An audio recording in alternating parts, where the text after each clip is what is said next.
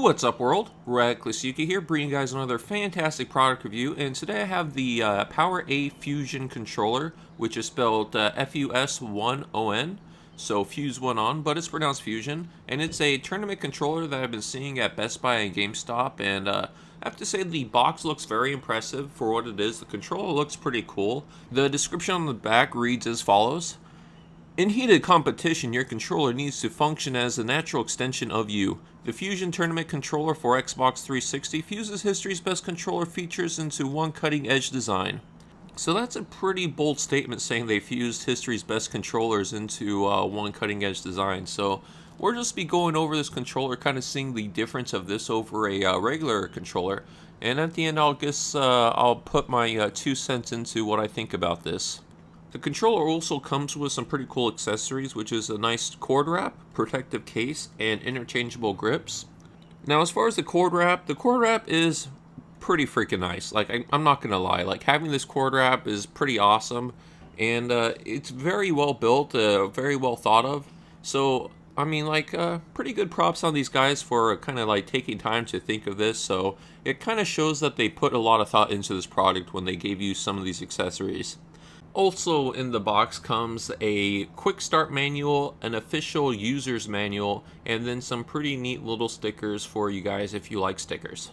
Now the case is pretty freaking cool. I really have to say I do like this case a lot. It's just very well built. I have to say, like, I don't have any problems with it. I feel that it will protect the controller very nicely.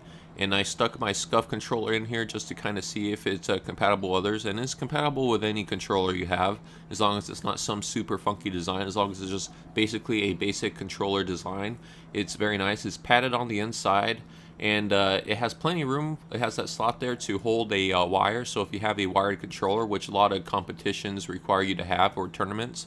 So they put a lot of thought as far as a tournament case. So the case is definitely a major plus, especially a 1-up compared to the SCUF's case that they provide. Now the SCUF's case is perfect if you have a wireless controller, but due to most people traveling around will carry a wired controller, I think PowerA is definitely the choice for a case. Now they say they have interchangeable grips, 2 sets to offer multiple styles of comfort. And I have to say the design of the grips are absolutely the same. Like, as far as the physical design, they are not different. The only difference is one is just like a hard plastic shell feel, and the other one has like kind of a softer painted touch. Like, it kind of reminds me of the Razer Onza's kind of feel. And you also get a screwdriver in order to change out the grips. Now, there are 8 unique features about this controller, which is advertised on the box, that puts it above a regular controller or any other controller on the market. And I already went through the grips, so we'll be going over the other 7. First off is the perfect analog control, which says finely tuned analog modules for improved accuracy. Now, moving these analog sticks around, I mean, they feel pretty solid. Like, there's not a whole lot of dead space, so it's pretty exact as far as when you start moving them around. And as far as the tension of the analog sticks, I keep trying to mess with these compared to a stock Xbox 360 controller, and I don't know, it feels about the same almost. Like, I played around with the PowerA FUS1ON and was kind of playing my Call of Duty, and then I switched back to a regular controller without a control freak just to kind of see if I'm able to perform similarly, and I pretty much do. So I'm not too sure as far as the perfect analog control. I mean, they feel nice. They don't feel junk like some other aftermarket controllers, so I think they feel just as good as a stock controller. Not really any real difference there. Now, they also claim to have a unique analog stick design, which is stated to reduce thumb fatigue during extended play sessions. And I have to say, the difference with these thumbsticks is that they're like larger in diameter, so maybe like you're not going to have any sort of like real compression points onto a single part of your thumb. But the thing I've been kind of figuring out with the kind of the grip on the thumbstick is there's not really any sort of like kind of real knobs or something to catch your thumb if you place your thumb in the center. And usually when I play first-person shooter, like, my thumb is very light on the thumbstick. I don't have it gripped super hard, because I feel if I grip it super hard, it's gonna like take away from my ability to control it. So I usually like kind of soft touch a thumbstick to just kind of finely tune my aiming. And I find if I put my thumb in the center, like it slides on the top, so my thumb kind of slides, so I have to like kind of adjust my thumb and move it more as it slides. So that's something I'm not a kind of big fan of. And then I found myself, in order to prevent from doing this, is just keeping my thumb on the like bottom right corner of the thumbstick, just to kind of use that ridge, just to kind of keep everything in control. And I have to say, like, due to this, I don't really feel that it's a major benefit from a stock controller, because with a stock controller, it at least has those like little knobs on there, and I'm pretty much using the controller in the same fashion on the stock controller, as far as just gripping my thumb on the bottom right corner, just to make sure that I catch that lip of the concave design. So for me personally, I don't like a concave design. I like a convex design. I like the dome tops. But this might appeal to some of you guys. And one thing though that is definitely a key for any first-person shooter is that the thumbsticks on this controller do not allow you to put a control freak on it, due to the increased size diameter of the thumb plate. Now there's a precision D-pad which says Pro Gamer Inspired Design for Precision 8-Way Control. Now looking at the D-pad, it looks like a cross or a plus sign. So as far as 8-way control, like, you have to kind of put your thumb directly in between the two plus edges in order to get the directional pad going. So like, I don't know, I don't think it works as well as for an 8-way control, but for a 4-way control, I think this works superbly, because you're able to easily identify where your thumb needs to be, and I don't know, it feels a lot more easier to recognize where your thumb is on that compared to a stock controller.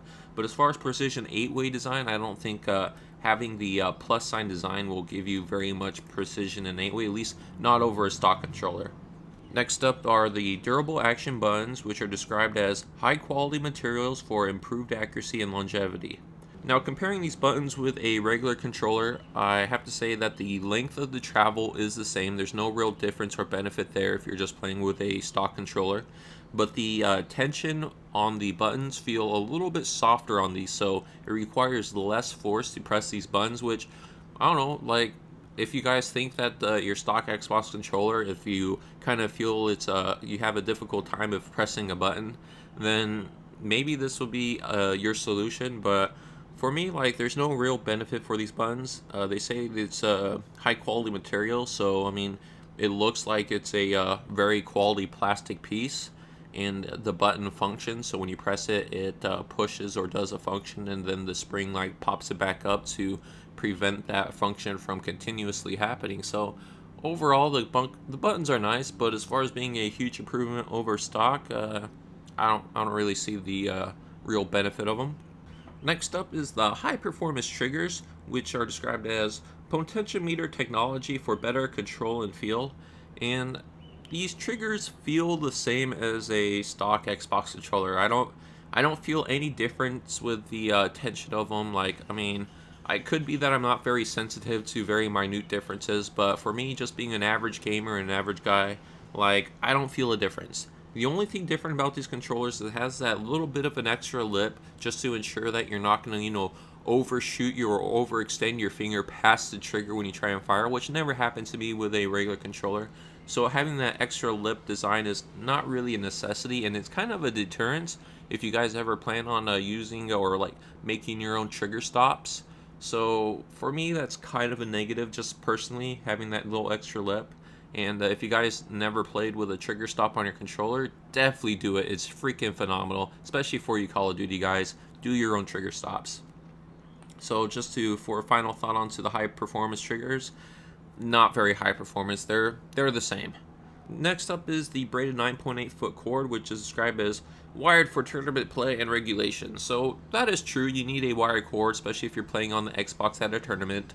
So playing with a wireless isn't going to cut it, no matter how much money you spent on that fancy scuff controller, whatever you're playing with. If it doesn't have the cord coming out, you can't play. And the charge and play cables won't do. You can't use those. You have to use a legit wired cord. So That's something to keep in mind. And I have to say, the braided cord is freaking nice. Like, I wish my Scuff controller came with a braided cord, especially for paying 130 freaking dollars for it. It should have came with a freaking wired or braided cord. And the braided cord on this Fusion controller is thicker and feels more durable than the Razer Onzas. The Razer Onzas is slightly thinner and easier to bend, whereas this one just feels more rugged. So I have to say, major plus on Fusion for bringing us this awesome braided cord. Like, I don't know, it's a fantastic cord. Now, as far as cord, a cord's a cord, but just to kind of show the difference between this and another braided cord, like, Fusion definitely upped the ante with this. Now, last but definitely least is the custom illumination, where you could choose from 5 built-in LED illuminated colors, and the colors consist of a red, green, blue, pinkish purple, and a light blue, kind of teal looking color. And I have to say, I mean, the colors look freaking cool. I have to say, like, around the analog sticks, having that light up, it's something new. I haven't seen it, and it's pretty badass. But it's not needed by any means. I don't think that this is a must, and it's definitely not worth the price tag just for this alone. So it's up to you. So if you guys like those kind of, fancy little, like, cheap gimmicks or whatever on a controller to track you towards it, or if you're like going to a rave, like probably some underground rave playing video games, then sure, this is going to be phenomenal for you guys. But if you're just a regular gamer at home, this is something that's absolutely useless. And I don't know, I would not buy a controller just based on the fancy lights or colors, but it's still something cool nonetheless. Now, to answer you guys' question as far as, is this controller worth it? Will I spend $80 to purchase this at my local Best Buy or GameStop? I would have to say, no. No, it is not worth it.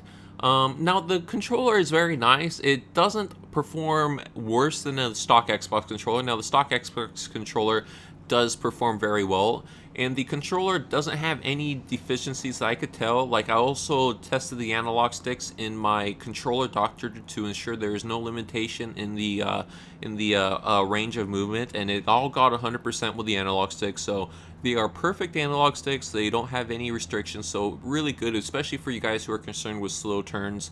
There is no slow turn issue with this controller, at least with the one I purchased. And the things that come with it, the case and the cord wrap, those two things I have to say I really like, as well as the braided cord. So the case, the cord wrap, and the braided cord are the things I wish my Scuff came with. Like, if my Scuff came with those 3 things, I have to say my Scuff would be hands down the most ultimate controller in the world. But since it did it, those are the 3 things I think this controller has over my Scuff.